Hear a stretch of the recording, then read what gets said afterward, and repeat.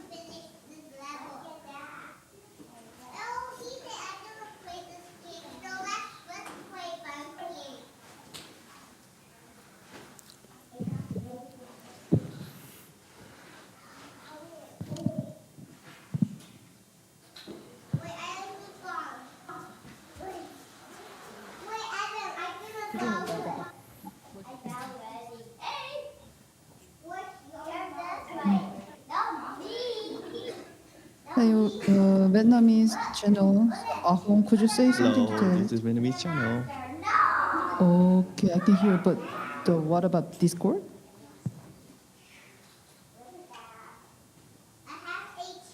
Yeah, I can hear you from receiver. Hello. Come on. Yeah, that's good. Thank you.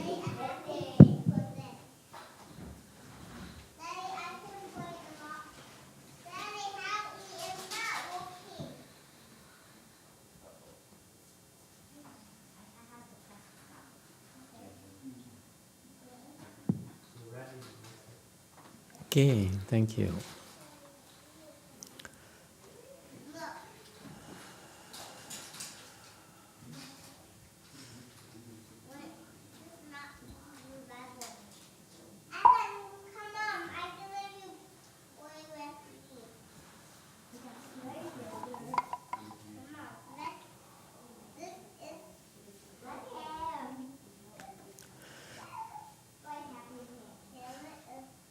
Good morning, everyone. This is my last Saturday morning sit with you for quite a while. So, because this evening, tonight, I'll be flying out to Korea for about 4 weeks. I'll be back, but I'll be gone for a while. So it's good to see you. If I don't make it back, I really will miss you. Let's not get emotional, okay? We're cultivators, aren't we? But I notice that we have more and more people coming, new people coming, and it's nice to see that. It's why we're doing this. We're doing this in order to practice kindness and tolerance. Okay? Never mind about compassion. You don't know what compassion is. Okay? But can we start with tolerance? For example, we have new people coming, and of course, we are a bunch of oddballs. You are not normal. That's why you're here. If you were normal, you'd go to a real temple, okay? Learn from a real Dharma master, real monk or nun. We are very unusual in that, for example, you see, the kids go crazy in a Buddha hall, competing with me for your attention. Okay, so then it's been brought to my attention. Some new people were afflicted by that. Okay, they said, it's so noisy and it's chaotic, unruly, and some of them actually. Some of the newcomers who came from other temples, they were justifiably concerned. Because when the kids make noise like that, competing with me and making a mess in the Buddha hall and so forth. Actually, in Buddhism, it's quite an offense. It's not a casual thing at all. So understandably, the people in the know would say, you know, we have to stop the kids from making noises and running around like that and breaking things. You know, if you break my statues, you probably will go to the house. No two ways about it. I broke my own statue, so I am on my way as well. Okay, I read somewhere a long time ago, a bodhisattva said, if you steal from a triple jewel, it's nothing I can do for you. If you shed the Buddha's blood, boy, are you in trouble. Okay? And we let our kids run around at the risk of, you know, ruining our cameras and our statues and so forth. And we still let it happen because it's my responsibility. I absolve them of any consequences so that they can be themselves. So that, why is that? Because I'd rather they hang around here where it's safe for them and you don't have to worry about them. You can keep an eye on them and there's a time for you to bond with them. And so, yes, newcomers would be shocked by that and they're justifiably concerned. So be kind and leave them alone. Don't talk to them too much. They won't be around long. Okay. But if they stick around, they keep on coming. Now it's glasses. Never mind. Then, you know, it's just like when you go to a restaurant. I go to a restaurant, and you know what I do? I judge waiters and waitresses. It's important to me, you know, the service is just as important as the food, almost as important as the food, okay? And I really appreciated what I learned from the fancy restaurants that I occasionally have a chance to go to, is that the waiters or the waitresses are dressed neatly in black and white. Anyone? And the good ones, the good restaurants, expensive restaurants, you know what the waiters and waitresses do? They stand in the corner right there where you don't even notice them, and what they do is they keep an eye on you. They leave you alone. And they don't come to you unless you need something. Okay? That's service. It's the same thing. When new people come, leave them alone. Okay? Let them be. And don't do anything until they're afflicted.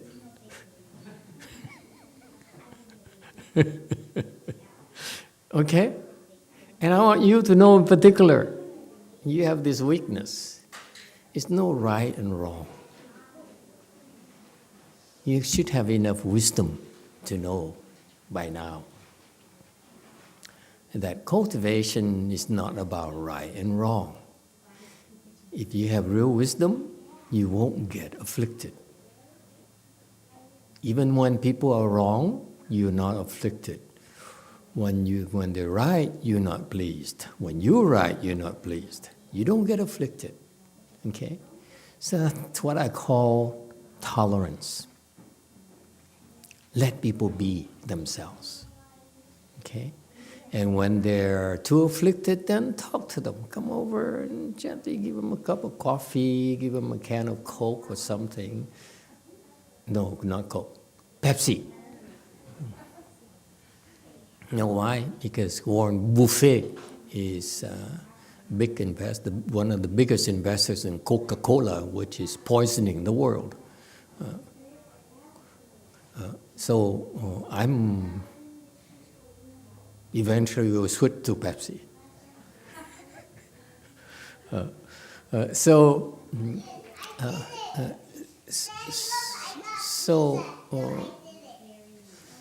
how did I get to Pepsi again? Where was I? No one was listening, clearly.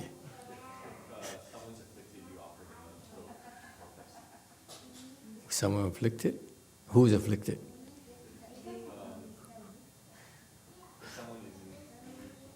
So don't leave them alone. Okay, let them be. Okay, because if you talk to them too soon, they think we're trying to sell to them. Okay, of course, this is why that's what makes us different. Because typically, there's so many temples out there nowadays, vying after the same Buddhist disciples, the same visitors. And therefore, they expect the people who go to temple expect to be treated, expect the red carpet to be rolled out or to welcome them. We don't do that. We're here to cultivate, and people who come and wish to learn how to cultivate, we share with them. Otherwise, we're not trying to sell anything. Not ourselves, not our dharma, not our food, nothing. Okay, so let them be, and so for example, in the case of some people at DTT, I'm told that got afflicted and said, you shouldn't bring your kid to the temple anymore. So she's right, but at our temple we don't care. Okay, bring your kids, let them be. Okay, it's a time for you to bond. What is bonding? Bonding is, what is bonding?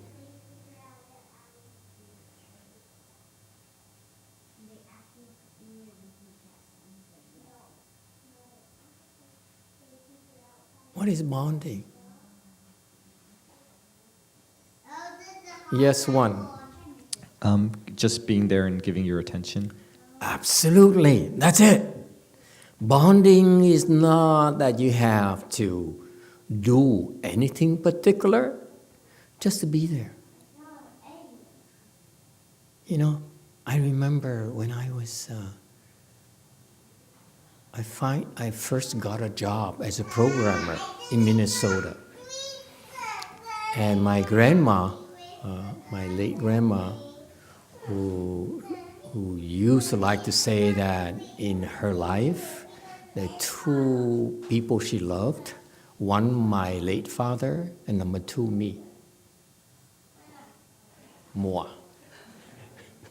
Okay? Why? It's only because I used to look like my late father.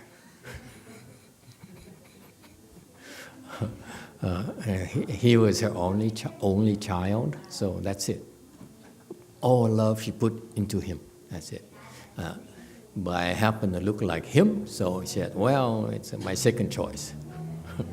Very shallow. We are very shallow people. So I got my first job working as a programmer. I got my own apartment for a change, a one-bedroom apartment. And I bought one sofa, one coffee table. That's my furniture. The entire apartment has one sofa, one coffee table. That's where I eat, that's why I ate, that's where I entertain, And one day, my grandma, who used to live here in San Jose, I was in Minnesota, Minneapolis, and she said, I want to come see you. I said, why? He said, because you don't come see me. So she came and paid me a visit. What did she do? She sat in my sofa all day, waiting for me to come back from work. And then I would tell her joke, American jokes. Knock, knock, that kind of thing. And she laughed. She didn't understand anything, but she laughed anyway. And then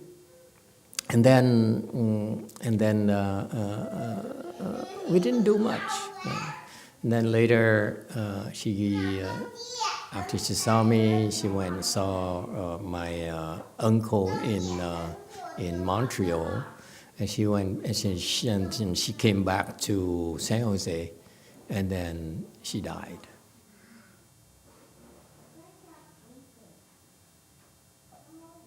So that's her way of saying goodbye. She went around, never told anyone she was dying. You know, old people, when the flame is being extinguished, they knew. And so she went around to say goodbye, and what did she tell me? Nothing whatsoever. She didn't say, get married, bear me some grandchildren. What's the matter with you? You're supposed to produce heirs to our names. No, she simply sat there and listened and looked at me. And I remember that look. I caught her every now and then, you know, at the sofa, looking at me with this kind of tolerant love. There's nothing you can do that's wrong to me. Okay? And it meant so much, looking back. And that's how I remember my late grandmother, is that she's illiterate, bipolar, very bipolar. I think that's where I got it from. Very violent person, that's where I got it from. All the good genes pass on to me, I think.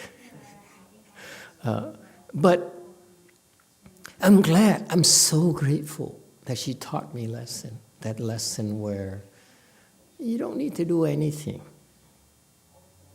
Just be there. And that's what we do. We don't have a whole lot to offer, but we're here. If people come and they wish to sit with us, learn with us, we share with them. And that's it. Okay? So, same thing. We encourage you to bring your children, your grandchildren, your wife, your mother, and so forth to the temple, and just spend time with them, doing stupid things, nothing important, just to be there. That's all. No seeking, not trying to prove anything. That's all. And that's practicing kindness and tolerance. And eventually, when you have wisdom, then your tolerance and kindness will also develop into compassion. And that's a function of wisdom. Until you have wisdom and Chan, the Chan practice, meditation practices are designed to help you unfold that compassionate heart of yours. The compassion inside of you is buried inside of you. And as you get better and better, you'll be able to wield that compassion and truly help others. Okay? And so newcomers, be kind to them. We don't have a whole lot. You know, I'm glad to tell you that I'm making, and we are making arrangements to be able to accommodate more people to come here. So for example, you know, we have online classes, but also it's not a substitute for you being physically here. Okay, because it's not about me speaking a Dharma. You are also taking part in speaking a Dharma as well, okay, by being yourself. Yeah. And so even though I'm not here, you continue to speak Dharma yourself, okay? The Dharma of kindness, the Dharma of tolerance, yes? And it's a lot more than that, yeah. And so So we may not have a whole lot to offer, but I feel that nowadays, pretty soon we'll be able to accommodate, a dozen people overnight fairly comfortably here. At Dharma Church in San Francisco, which is about 45-minute drive from here, we should be able to accommodate between, maybe a couple of dozens there comfortably. And of course, Hawaii Mountain Temple and Lu Mountain Temple, we should be able to accommodate 5 dozens or so. Okay, so that's good enough for now. Okay, and so that you can take a break from your worldly worries, from your oppression, from your work, from your family life. Come, relax, learn how to restore your balance, how to become healthier. Chant practice will make you healthier, okay? Both physically as well as mentally. And so that's why we're here, so feel free to take advantage of it. All right? Any questions or comments? Yes, 5. A Di Đà Phật, thưa thầy, ở trong Bát Nhã Tâm Kinh có cái câu là quán tự tại Bồ Tát hành thâm bát nhã, Ba La Mật Đa thời chiếu kiến ngũ quẩn giai không. Câu hỏi của con là chiếu kiến và suy nghĩ khác nhau như thế nào? Okay.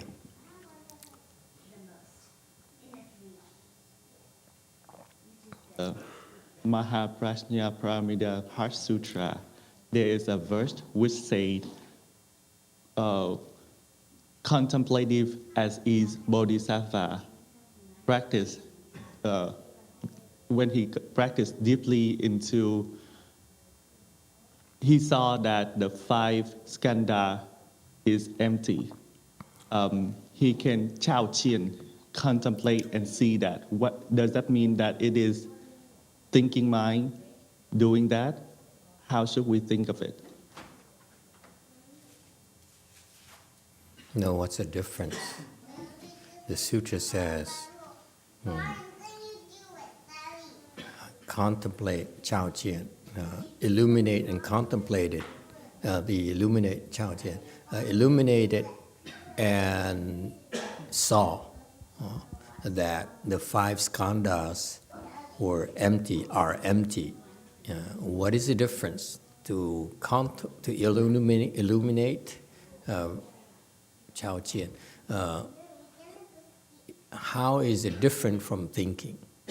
Okay, you have to be careful. You have to translate verbatim. Don't try to interpret that.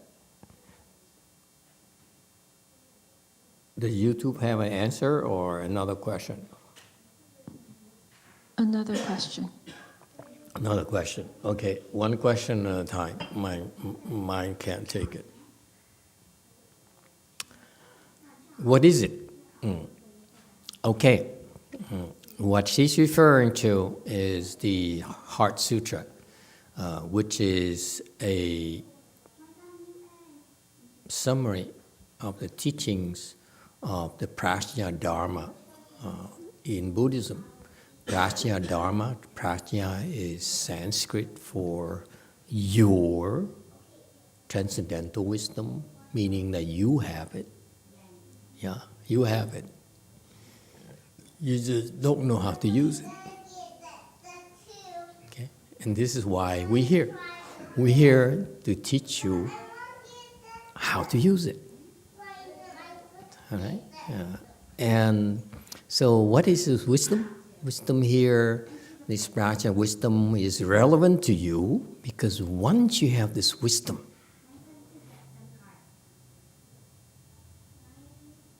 you will no longer suffer. Anyone interested? Your wife yells at you, you're still happy. You lost your job? Okay.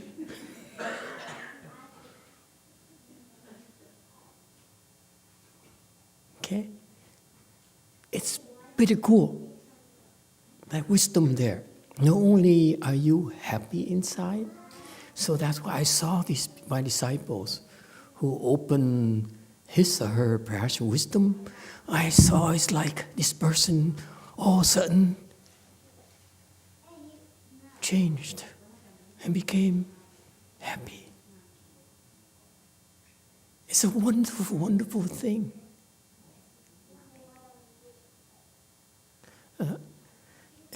And so, such a cool thing. But not only are they happy, are you going to be happy?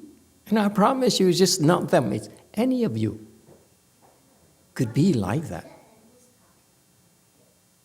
Yeah. And not only with prajna wisdom you be happy, but you also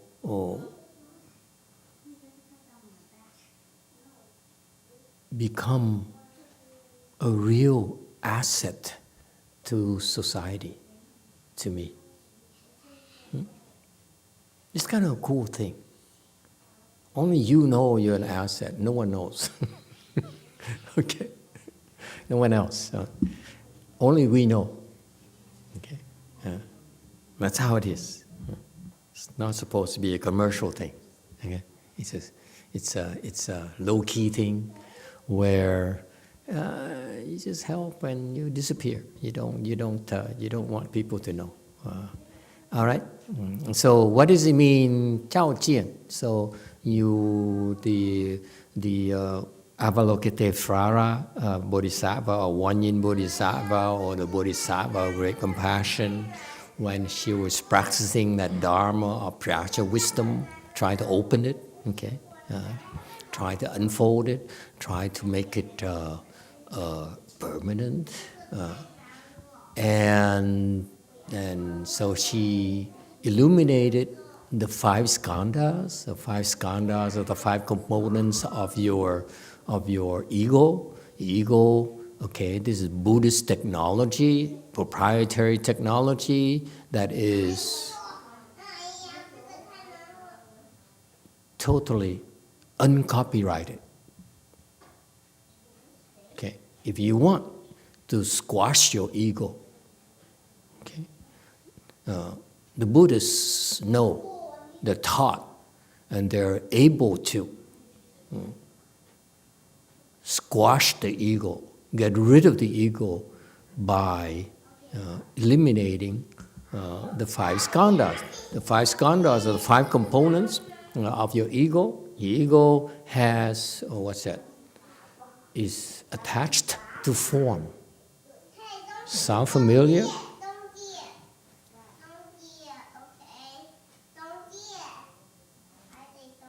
Of the first man? Yeah? Or if you're more manly?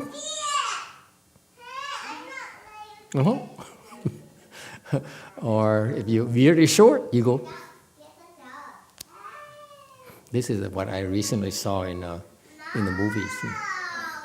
Because they don't have a long beard, so they have the beard only here. So that's when they go like this. Anyway, it's a man thing. You wouldn't understand. None of them have beards. Anyway, so you attached to your ego is very attached to your body, to forms in general. Okay, that's the nature of your ego. Number 2, what is your ego attached to? It's attached to feelings, especially it seeks out good feelings and rejects bad feelings. Especially what kind of bad feelings? Leg pains, anyone?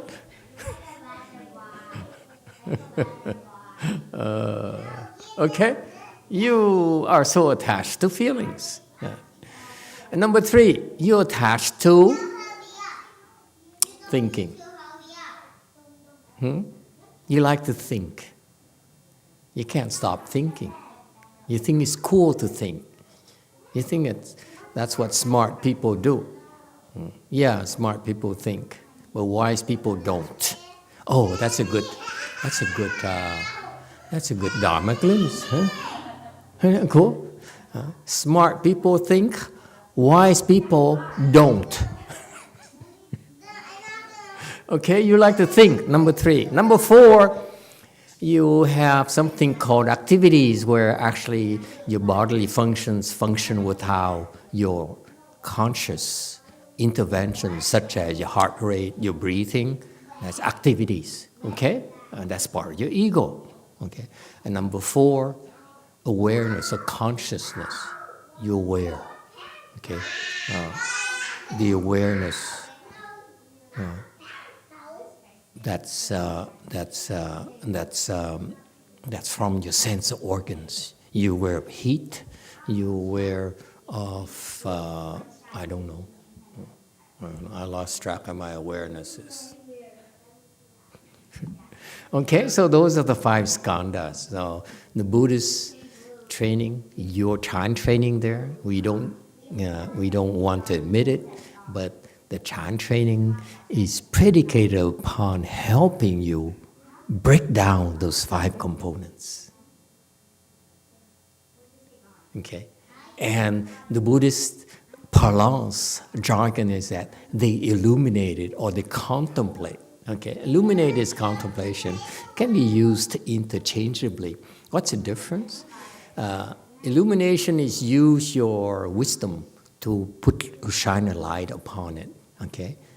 So it's look at it like the searchlight in the wisdom somewhere in your mind that shines upon it, which is basically contemplation, okay? You keep on shining a light on one thing constantly, and eventually you break through and you see that the 5 skandhas are empty, meaning that they're empty, okay? Do it and you see. So the Chan practice here, okay? It looks casual, looks like you're not doing anything, like sitting there and doing nothing. Actually, that process is part of our training to teach you to rise above the 5 skandhas, break free of the bonds and the shackles that the ego has on you.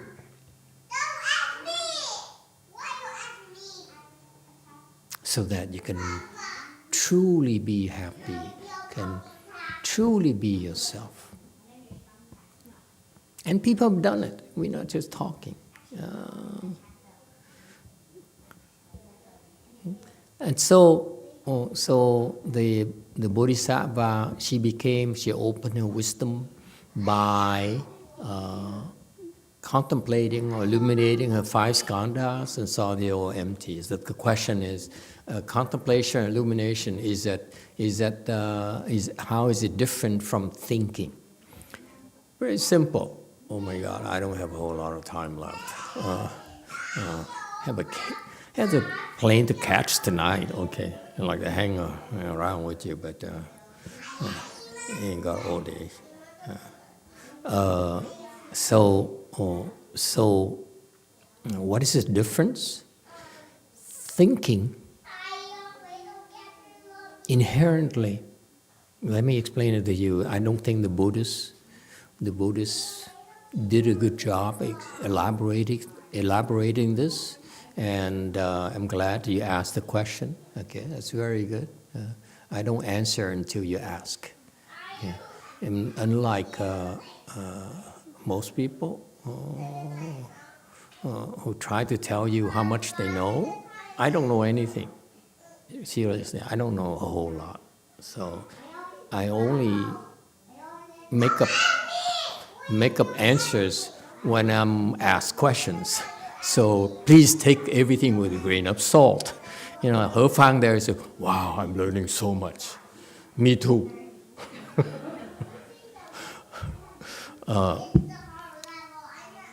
So, what is the difference between contemplation and thinking? The thinking is a process where you have one thought after another, incessantly. That's thinking. Yes? Sound familiar? That's what you do. That's what you do at work. Yes? So that's what you do at home. You think at work, and you go home, you think of, your children, you think of your family. Because you keep on thinking one thought after another, Okay? I'm cooking for my family, and then set the tables, call the kids, okay, and so forth. You one thought after another, okay, non-stop. That's called thinking. Same thing at work. We think of this and that and that. Daydreaming, same thing, thinking, yes? Think of going to Korea with no cheese. What am I going to do?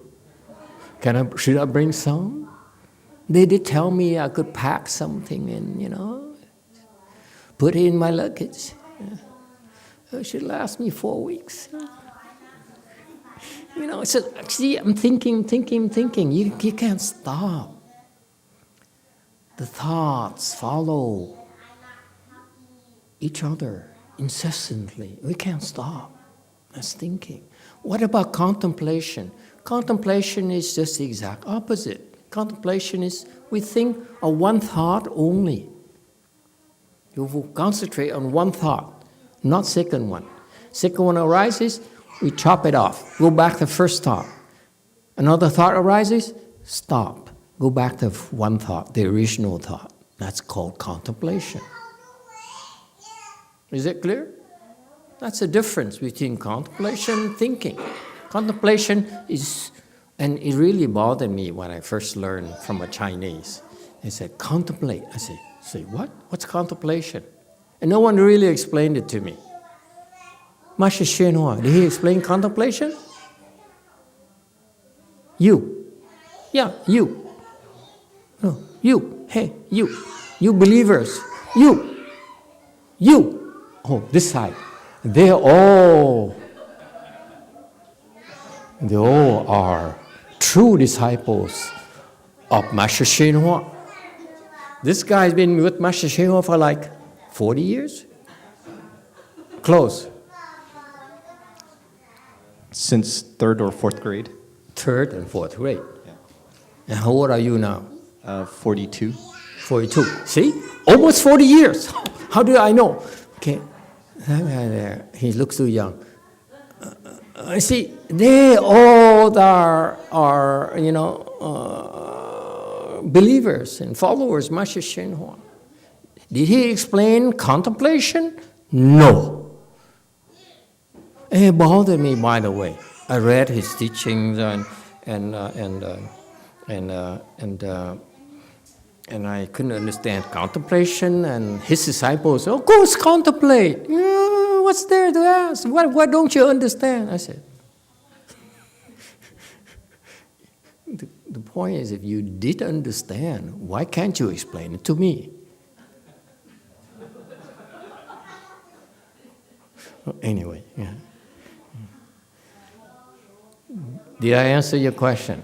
Good question, by the way. It's a very good question. I'm glad you asked, because this is something that's the Chinese don't explain to their followers. Yes, 5. A Di Đà Phật. Dạ, con cảm ơn thầy. Hang on, we have a YouTube question here. From Deng Nguyen. When I am meditating for about 10 to 15 minutes, my face muscles move by themselves. My eyes start to open and close involuntarily, then my mouth moves. My tongue moves. I chuckle and make other weird sound. It lasts for 3 to 5 minutes and stopped. then it would start again. Is this normal? For you, yes. Don't worry about it. It will go away eventually. Okay, number 4. Amitofo Master, back to that question about wisdom. Will doing number 20 helps open up our wisdom and resolve our affliction? Okay. One more time, please. When we recite number 20, hands and eye? 20 is... Yes. Yes, that one. Does that help us opening our wisdom and resolve our affliction? Of course, everything we do will open your wisdom and resolve your afflictions, we like to think. But does Is number that 20... a trick question? No. Does number 20 make it faster? Is it what? Number 20, reciting that will make it faster. Make it faster? Process. Not necessarily.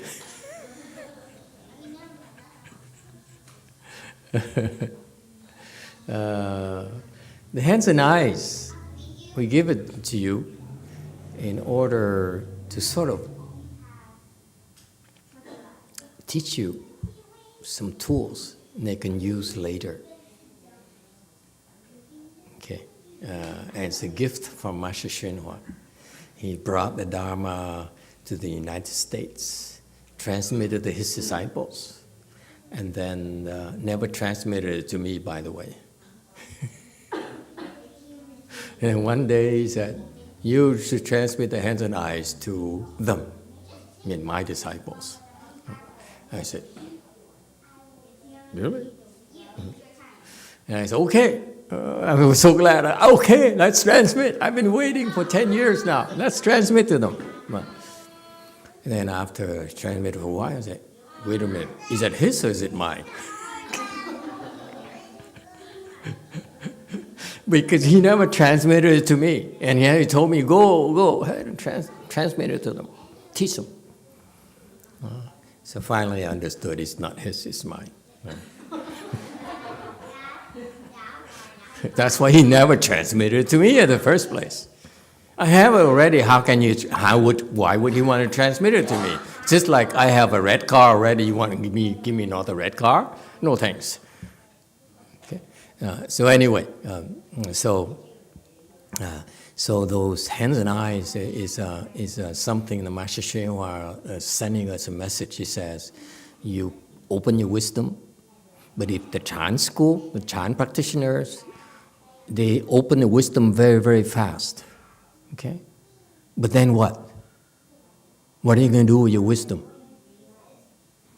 In our world, when you're wiser, you're supposed to help others. Make sense? And in order to help others, what does a carpenter need? Tools. Engineers need tools. Everyone needs tools. So the hands and eyes are one of the major tools that we use in our work, okay, among others. And so when you practice them, not only eventually you'll be able to use them, but it also helps you unfold your wisdom faster as well, in general. So not necessarily in number 20, but you should be doing all of them. Because each one of them has a different function, is helping in its own ways. Okay, so it's a real treasure, by the way. Once you have it, it's like in the future you'll be able to receive transmission again pretty easily. So it's a real treasure, and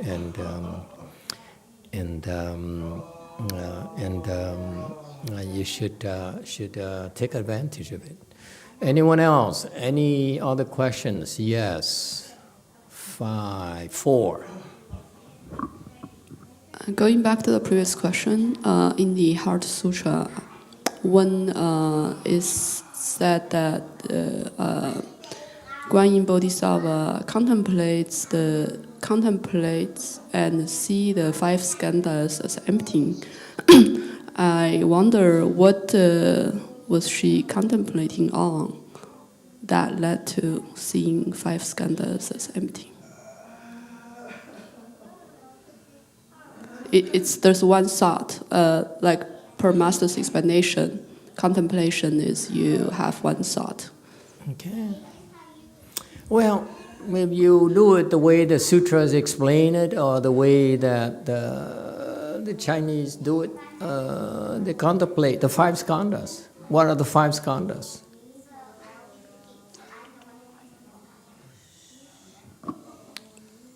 So the sutra says 照见五蕴皆空. So it's not a very clear just from that text. Is it contemplate the 5 skandhas and saw them as empty, or it is contemplate and saw 5 skandhas as empty? Okay, so technically speaking, contemplated the 5 skandhas, meaning that what are the 5 skandhas? There's 5 skandhas again are form, feeling, thinking, activity, and consciousness.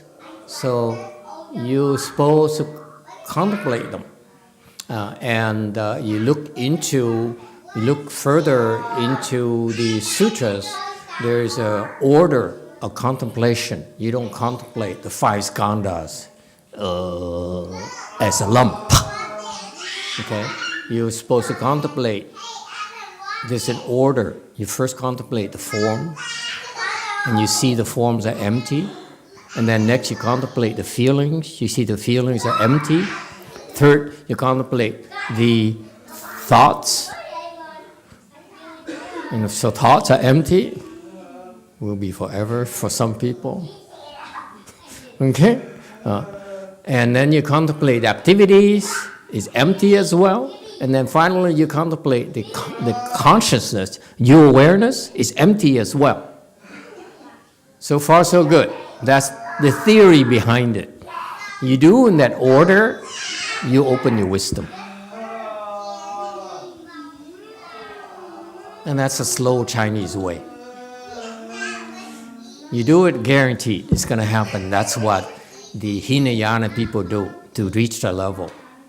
They do that, okay? That's one way. You see, even look at us. Do we do that? No. We don't contemplate the body as empty. We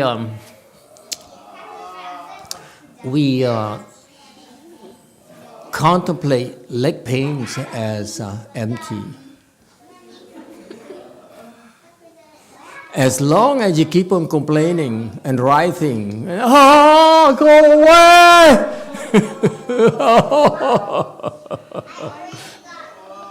Then you make it stronger. The pain becomes more intense.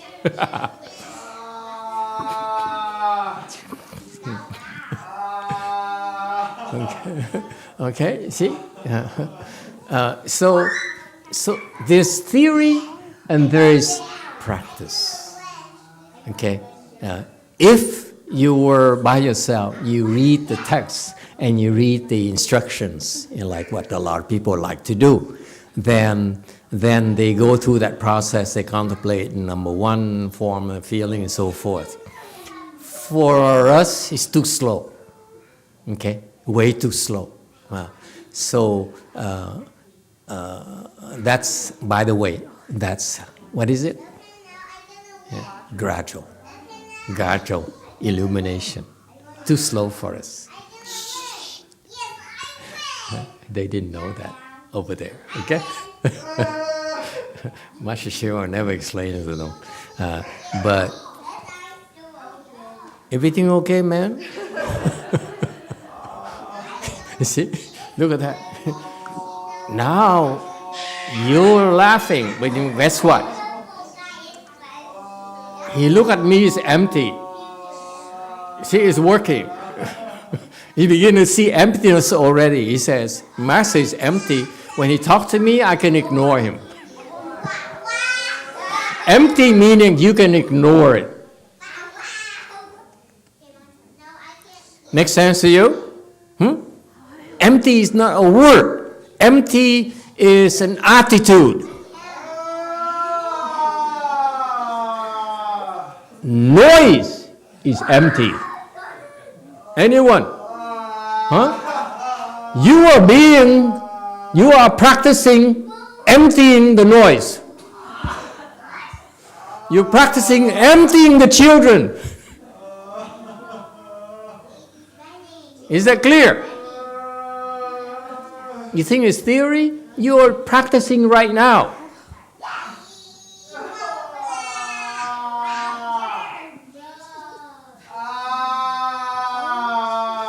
And it takes cruelty. Sometimes you have to be cruel about it.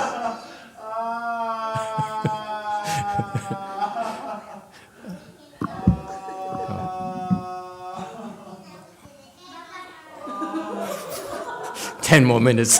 Hang in there, guys. Hang in there. 10 more minutes. Don't quit. Are you going to quit?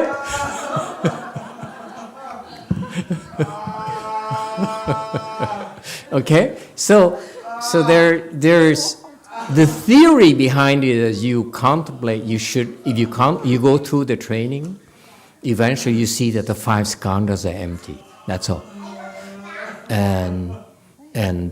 But in our environment,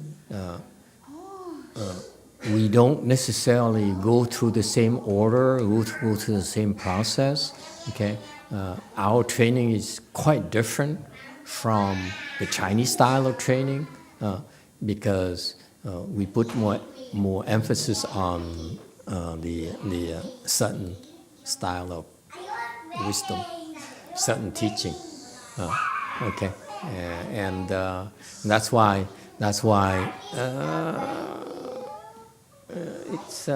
it only works for strange people. You know, people are not normal. We call it abbeys, the abbey normals. Okay. Yes, 5. Thưa con thấy rằng nếu mà cái cậu đó cậu la sùm mà mình không quan tâm tới thì tự nhiên nó thành không. Như con nít mà nó phá, nó làm ồn, mình không quan tâm tới thì nó cũng là thành không thôi, không chấp vào đó.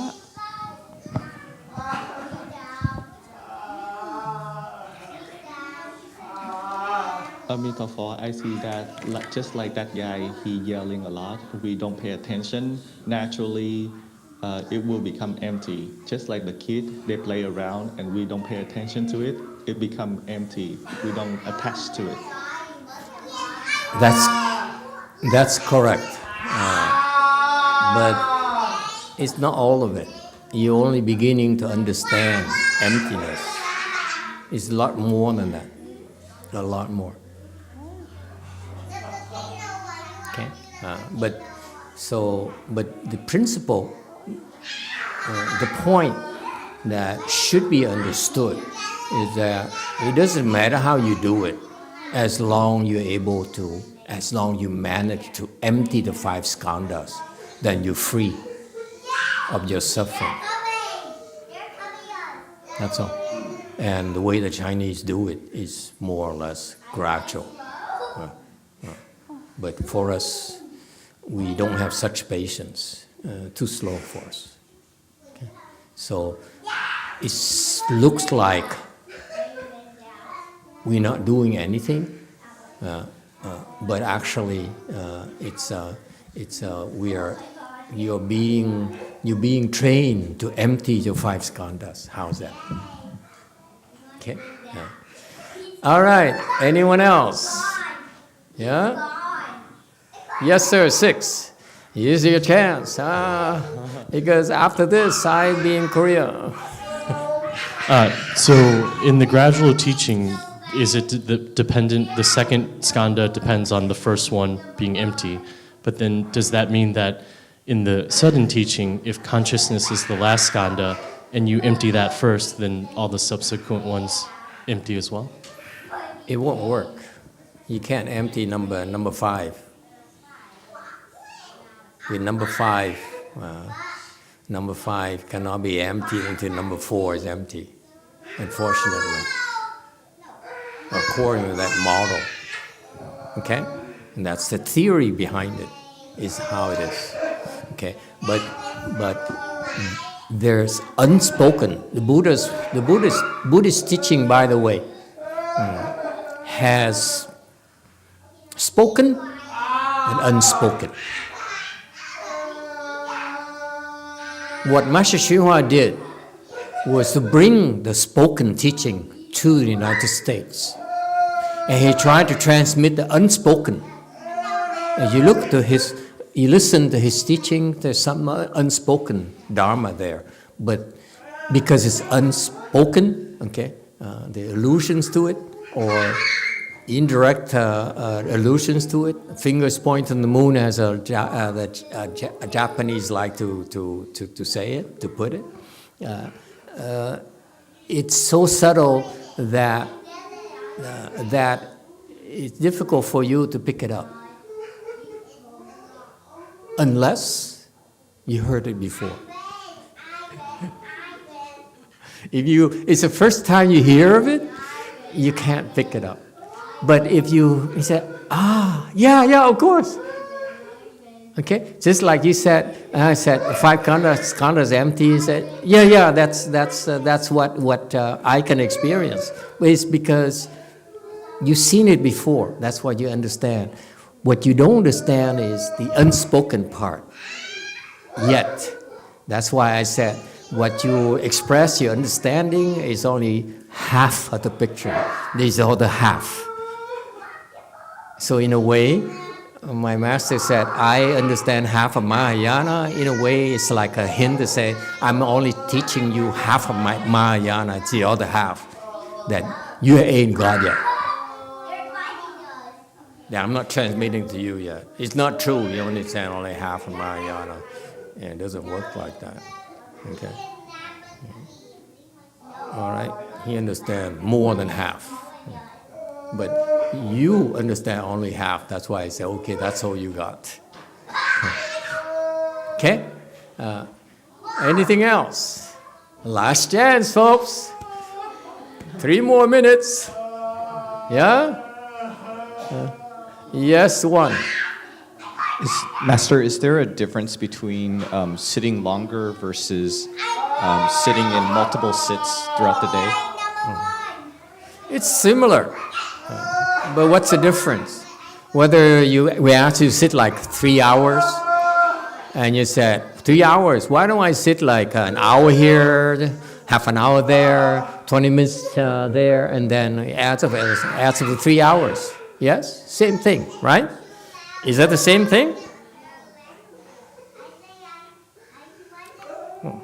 Is that the same thing?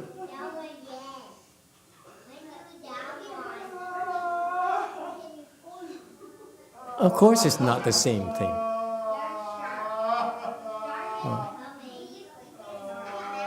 What's different?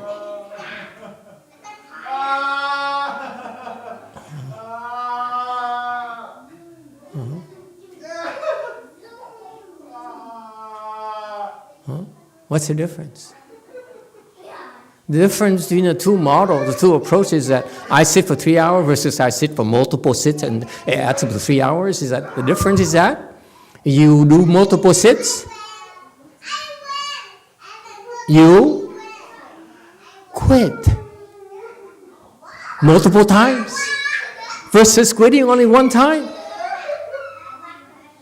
That's the difference in training. You allow yourself to quit multiple times. Whereas if you sit through it, then you only one-time loser instead of multiple-time losers.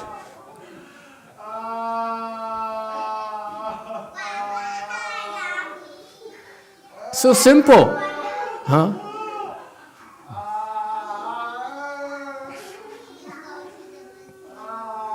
One more minute.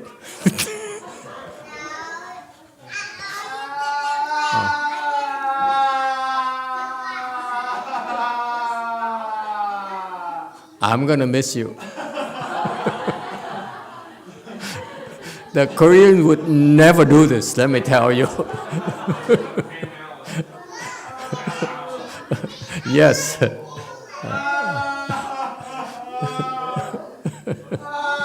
Okay, bad luck for you. It is still a question.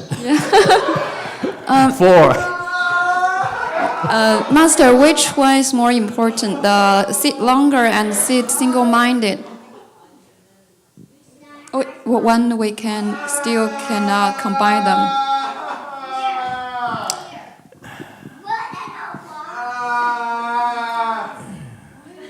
Just sit.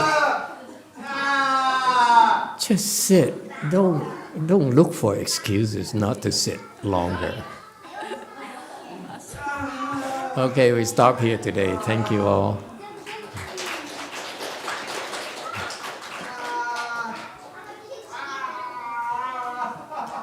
Okay, it's over. But you don't have to stop.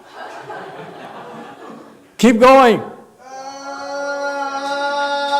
Okay, let's go eat and let him be.